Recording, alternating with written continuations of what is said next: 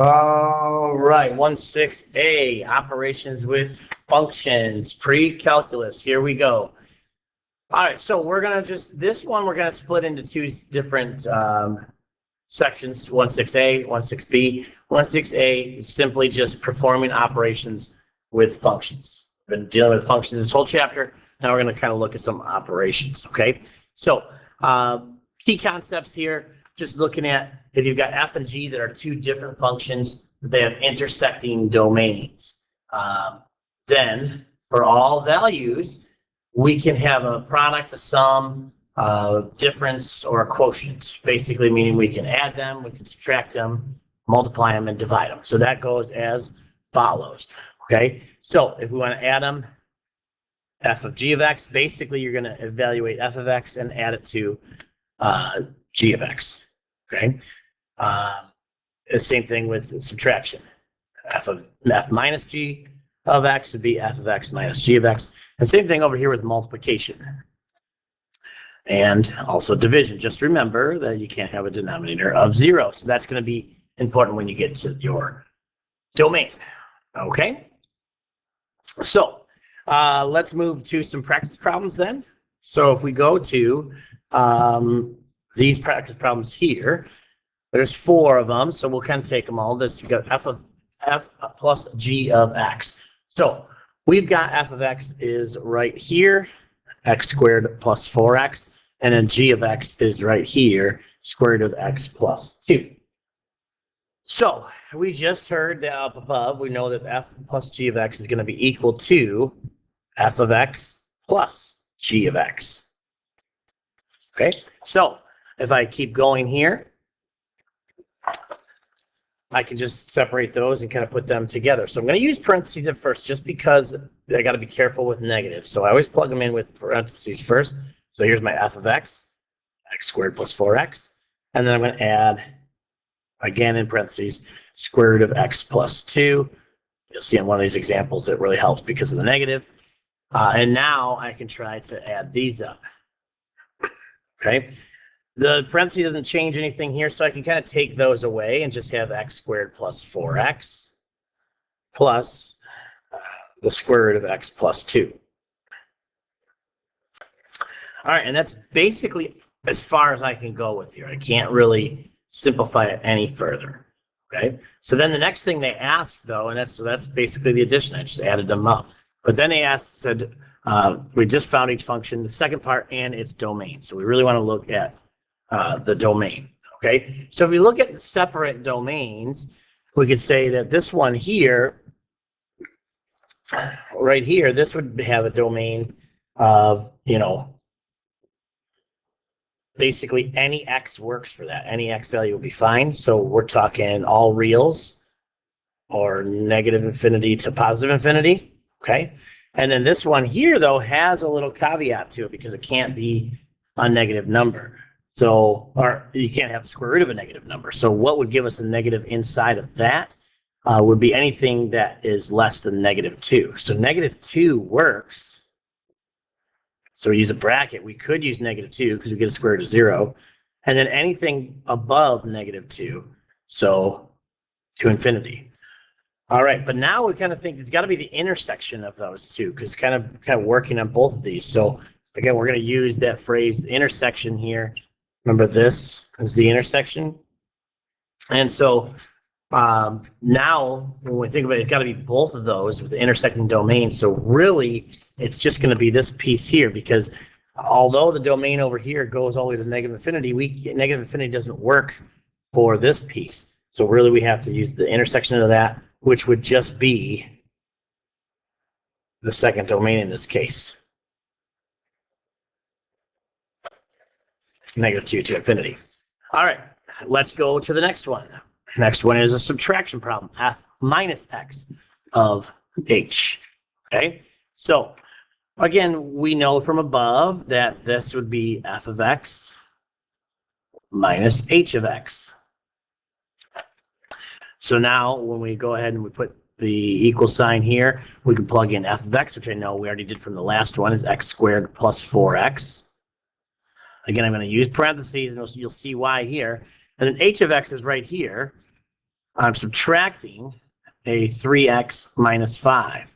So here's where the parentheses come in handy, because this negative sign or the subtraction sign is going to kind of flip those out and change the values. So when I take away the parentheses here, I've got x squared plus 4x. Basically, when I'm doing that, I'm factoring out a 1, and here I'm going to factor out the negative 1. So you're going to have a negative 3x plus 5, right? Because remember, there's like that understood 1 here.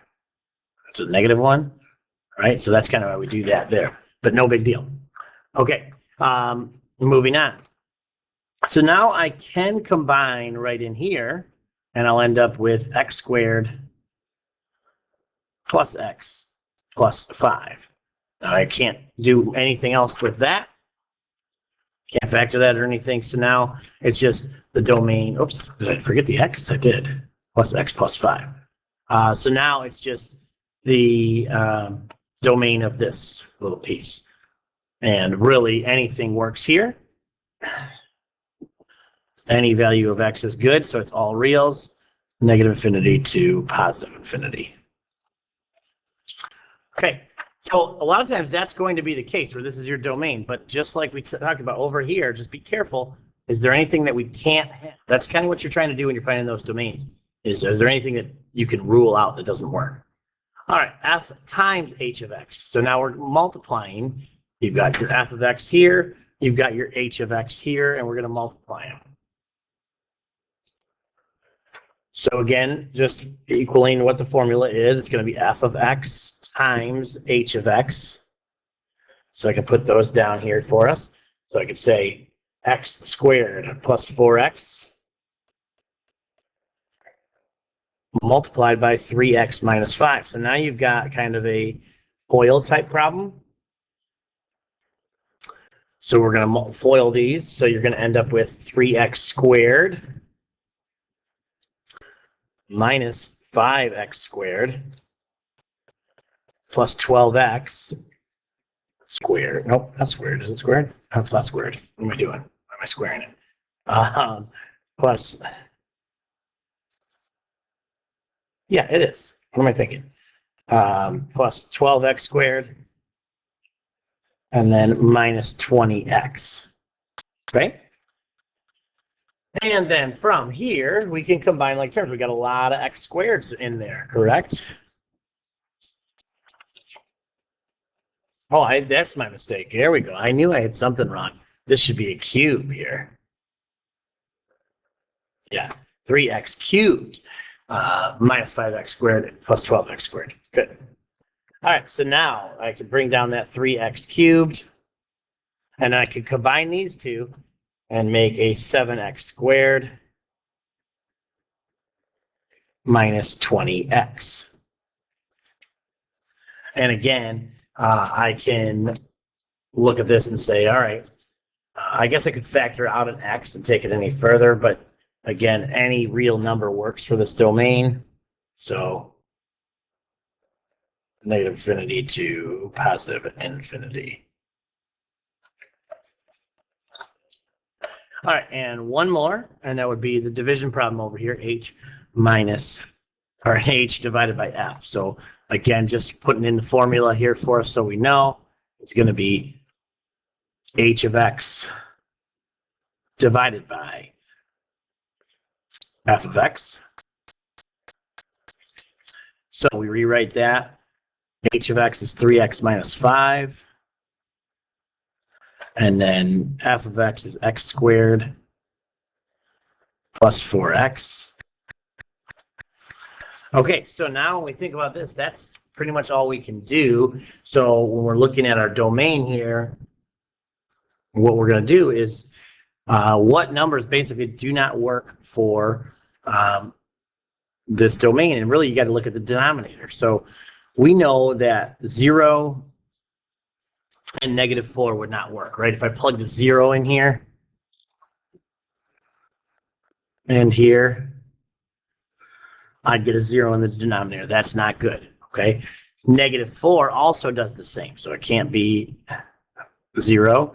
And I also know that negative 4 does the same thing as well. If I plug a negative 4 in here and here, I'm going to get 16 minus 16, which gives me a 0, so it can't equal negative 4 either. Okay, so simply put, but anything else would work, right? If it's less than negative 4, I could do it, right? Anything from negative infinity. God, my infinity symbols are terrible. Negative infinity to negative 4. Anything there is good.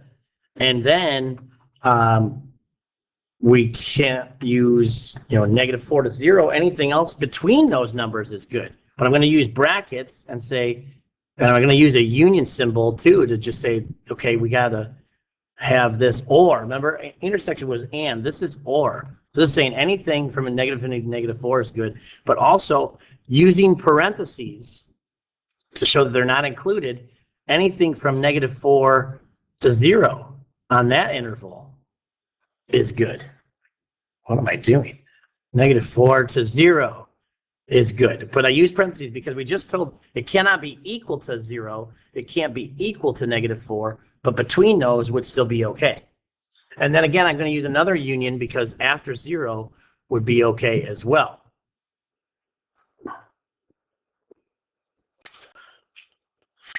So 0 all the way to and positive infinity would work as well. Okay. So again, the union symbol here, just remember, is just telling you it's or. It's anything in this interval here, or this interval here, or this interval here. But can't be negative 4 or 0. That's why the parentheses are important here, because anything between those numbers would be good.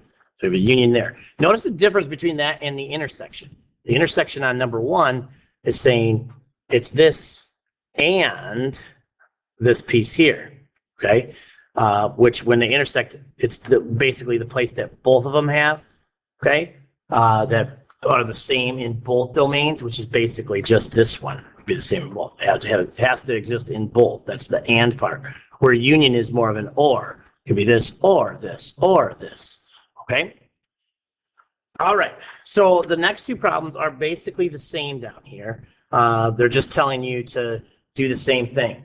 You've got different functions, f of x and g of x, and they're telling you to add them, subtract them, multiply them, and divide them. So just to stop the video and not to repeat myself and do all of that operation again, I'm just going to stop it right here and then let you guys kind of work on those. So you can work on those, check the domains and range because there might be a little bit different than what you're looking at. But if you struggle with that, we can look at it in class as well. But just figure I would stop it here rather than just do what I did. But kind of just do exactly what we did on the above examples on these two, and we'll look at them in class.